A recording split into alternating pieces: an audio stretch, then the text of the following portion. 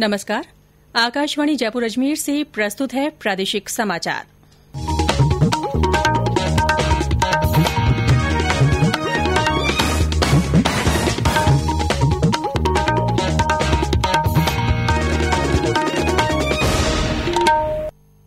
मुख्य समाचार। प्रदेश के बूंदी जिले में भी पहुंचा कोरोना संक्रमण। पूरे 33 जिले आए संक्रमण की जद में। इलाज के बाद आधे से ज्यादा लोग हुए संक्रमण मुक्त। राज्य सरकार ने मृतक राज्य कर्मचारियों के 71 आश्रितों को नियुक्ति देने के लिए अनुकंपा नियुक्ति नियमों में दी ढील। केंद्र ने प्रदेश सहित 4 राज्यों में टिड्डी रोकथाम अभियान किया तेज। और राज्य में तेज गर्मी और लू से जनजीवन पर व्यापक असर। अधिकतर स्थानों पर पारा 45 डिग्री से ऊपर।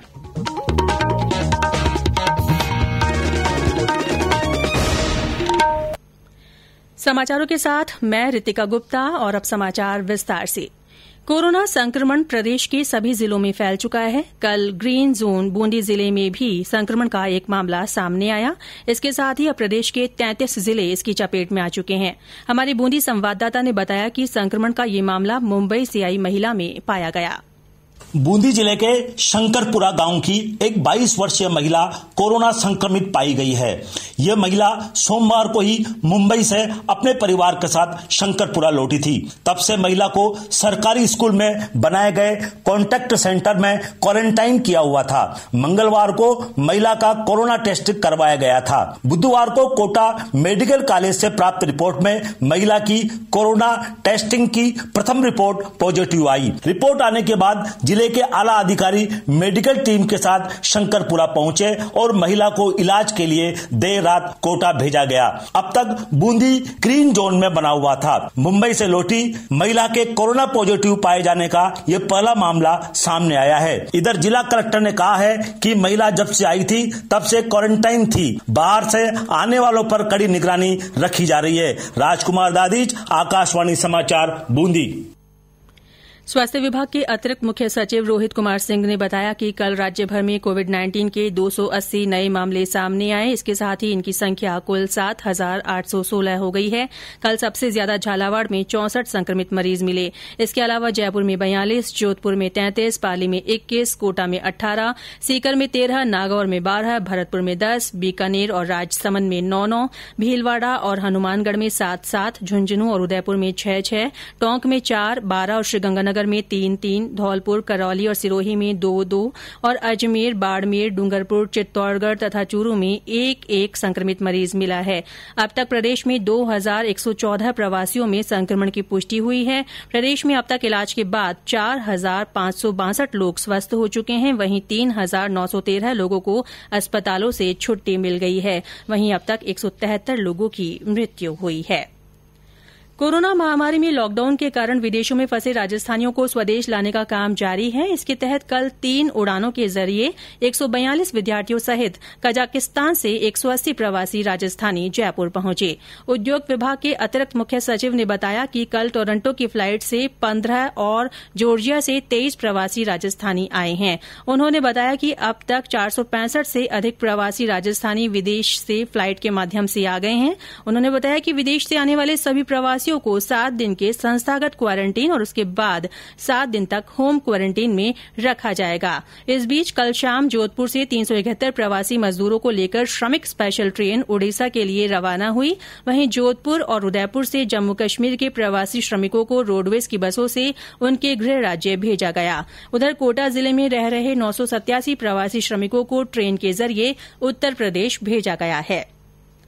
राज्यपाल कलराज मिश्र ने कहा है कि कोविड-19 से जीवन शैली बदल गई है। अब व्यापार में आधुनिक तकनीक का इस्तेमाल करना होगा। श्री मिश्र ने कल जयपुर में राजभवन से वीडियो कॉन्फ्रेंस के जरिए व्यापारियों से संवाद किया।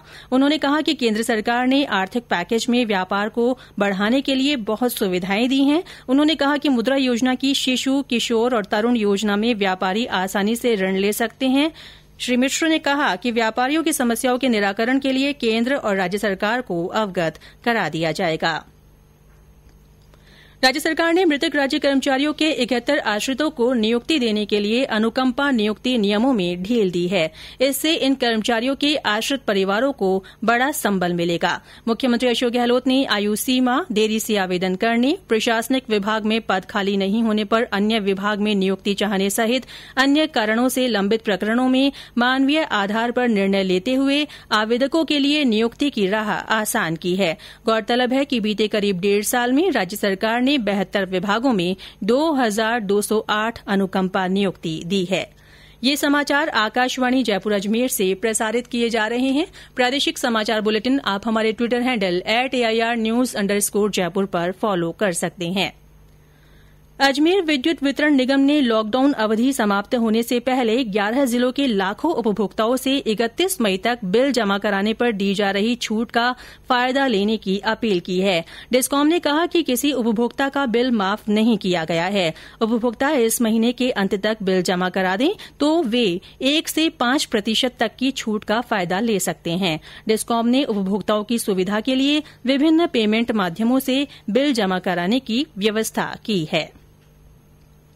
केंद्रीय कृषि और किसान कल्याण मंत्रालय ने प्रदेश सहित 4 राज्यों में टिड्डी रोकथाम अभियान तेज कर दिया है। कल प्रदेश के बाड़मेर, जोधपुर, नागौर, बीकानेर, श्रीगंगानगर, हनुमानगढ़, सीकर जिलों में टिड्डियों के बच्चों के झुंड सक्रिय दिखे। इस समय प्रभावित राज्यों में जिला प्रशासन और कृषि निगरानी इकाइयों ने 200 क्षेत्रीय टिड्डी निरोधक कार्यालय खोले हैं। इन कार्यालयों में तालमेल के साथ सर्वेक्षण और नियंत्रण अभियान भी चल रहा है। इस तरह राज्य कृषि विभागों और स्थानीय प्रशासन के बीच तालमेल से टिड्डी नियंत्रण अभियान जोरों पर है। उच्च शिक्षा राज्य मंत्री भंवर सिंह भाटी ने जून और जुलाई में बीकानेर जिले में टिड्डी के आक्रमण की संभावना को देखते हुए कृषि विभाग को इसके नियंत्रण की कार्य योजना तैयार करने को कहा है। श्री भाटी ने कल बीकानेर में कृषि विभाग के अधिकारियों के साथ टिड्डी प्रभावित क्षेत्र और इनके नियंत्रण को लेकर समीक्षा बैठक की। उन्होंने कहा कि किसानों को टिड्डी नियंत्रण के लिए जागरूक किया जाए और इसकी रोकथाम के लिए उन्हें तकनीकी प्रशिक्षण दिया जाए। कृषि पर्यवेक्षक, पटवारी और कृषि अधिकारी अपने सूचना तंत्र को सक्रिय रखें। उन्होंने कहा कि 15 दिन का अभियान चलाकर किसानों तक टिड्डी नियंत्रण का संदेश पहुंचाया जाए। प्रदेश के विधायकों की आवास बनाने के लिए आवासन मंडल को नोडल एजेंसी बनाया गया है। नगरीय विकास मंत्री शांति धारीवाल ने कल जयपुर में मुख्यमंत्री शिक्षक और प्रहरी आवासीय योजना का शिलान्यास करने के बाद ये बात कही। उन्होंने कहा कि पहले इस परियोजना के लिए जेडीए को नोडल एजेंसी बनाया गया था। श्री धारीवाल ने कहा कि शिक्षक और प्रहरी आवासीय योजना का काम लगभग 2 साल की अवधि में पूरा हो जाएगा और पात्र शिक्षकों तथा प्रहरियों को इसका लाभ मिल सकेगा। नगरीय विकास मंत्री ने कार्यक्रम के दौरान नीलामी उत्सव के तहत सभी को किश्तों में आवास उपलब्ध करवाने वाली योजना का भी उद्घाटन किया। इस योजना के तहत 39 शहरों की 45 योजनाओं में 50% तक की छूट पर किश्तों में आवास उपलब्ध कराए जाएंगे। बालिका शिक्षा फाउंडेशन राजस्थान की ओर से इस साल 1,02,000 से ज्यादा छात्राओं को गार्गी और बालिका प्रोत्साहन पुरस्कार दिया जाएगा। राजस्थान माध्यमिक शिक्षा बोर्ड की 10वीं और 12वीं कक्षा की परीक्षा में 75% या इससे अधिक अंक प्राप्त करने वाली बालिकाओं को ये पुरस्कार दिया जाता है। प्रधानमंत्री नरेंद्र मोदी इस महीने की 31 तारीख को आकाशवाणी से मन की बात कार्यक्रम में देशवासियों के साथ अपने विचार साझा करेंगे। प्रधानमंत्री ने लोगों से इस कार्यक्रम के लिए उनके सुझाव मांगे हैं। आज अंतर्राष्ट्रीय माहवारी स्वच्छता दिवस है। इस अवसर पर टोंक के कई गांवों में सैनिटरी पैड का वितरण किया जा रहा है। जिला कलेक्टर ने बताया कि पीपलू के 32 गांवों में और टोंक तथा टोडा रायसिंह के 50 गांवों में विभिन्न संस्थाओं के सहयोग से किशोरियों को यौन और प्रजनन स्वास्थ्य अधिकार पर जागरूक करने का काम किया जा रहा है। राज्य में तेज गर्मी और लू से जनजीवन पर व्यापक असर पड़ रहा है। प्रदेश की ज्यादातर स्थानों पर तापमान 45 से 46 डिग्री सेल्सियस के बीच चल रहा है। कल चूरू में लगातार दूसरे दिन पारा 50 डिग्री पर पहुंच गया। श्रीगंगानगर में पारा 49 डिग्री रिकॉर्ड किया गया। सवाईमाधोपुर में दिन का तापमान 47 डिग्री दर्ज हुआ। वहीं करौली और झालावाड़ में 46 डिग्री और टोंक में 44 डिग्री सेल्सियस तापमान रिकॉर्ड किया गया। बूंदी में सड़कों पर पानी का छिड़काव किया गया। लू के कारण लोग घरों में बंद हैं। हालांकि मौसम विभाग ने आज के बाद लू से थोड़ी राहत की संभावना व्यक्त की है। और अंत में मुख्य समाचार एक बार फिर।